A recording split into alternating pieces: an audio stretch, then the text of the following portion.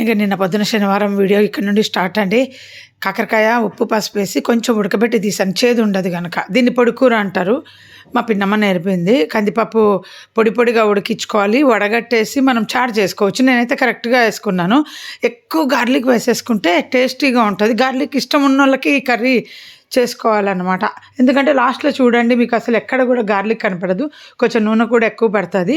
కందిపప్పు just నలిగే mine చేసుకోవాలి. ఇంకా దీంట్లోనే పప్పు ఉంటుంది కనుక మనకు పప్పుతో పని లేదు.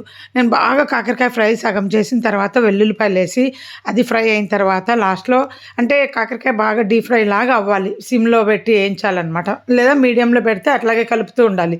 ఇక జీలకర్ర ఉప్పు కారం వేస్తే చాలు, ఏం అక్కర్లే. కానీ నేను ఇది వేసాను, మాకు విజయవాడ నుండి తెచ్చిచ్చారు కదా మా వారు ఫ్రెండ్ మిసెస్ కూరకారము, అది వేసాను. అందులో కూడా ఏం పెద్ద మసాలాలు ఏం లేదు, ఉప్పు కారం వెల్లుల్లి అంతే ఉంది. అందులో ఉంటే ధనియా పౌడర్ ఉంటుంది. నాకు కారం ఎక్కువ ఉందన్నమాట, అది పిల్లలు ఎక్కువ ఇష్టపడటంలే. సో నేను దాన్ని ఇలా కూరలకు అంటే ఉట్టి డైరెక్ట్ ఆ కారం వేసేస్తే కారం అనిపిస్తుంది. అందుకు మళ్ళీ పైన జీరా పౌడర్ వేసాను.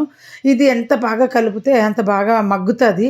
అరకిలో చేశాను చూడండి, కొంచెం మళ్ళీ నూనె వేసాను.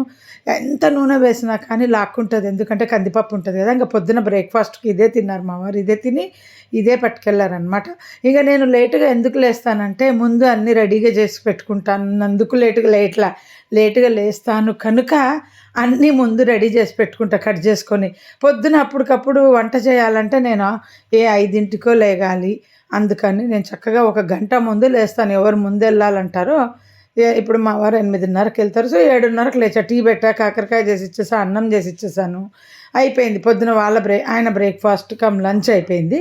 తర్వాత ఇంకా మాకు చేసుకుంటాం. ఇది పొడి కూర చేసుకోండి. నేను బెంగళూరులో మా ఆయన ఉన్నప్పుడు, హైదరాబాద్కు 15 డేస్ వన్స్ వస్తున్నప్పుడు నేను ఇలా అరకిలో చేసి, మీరు ఎప్పుడు లంచ్ బాక్స్ ప్యాక్ చేస్తే ఆ డబ్బా నిండా పెట్టించేదాన్ని.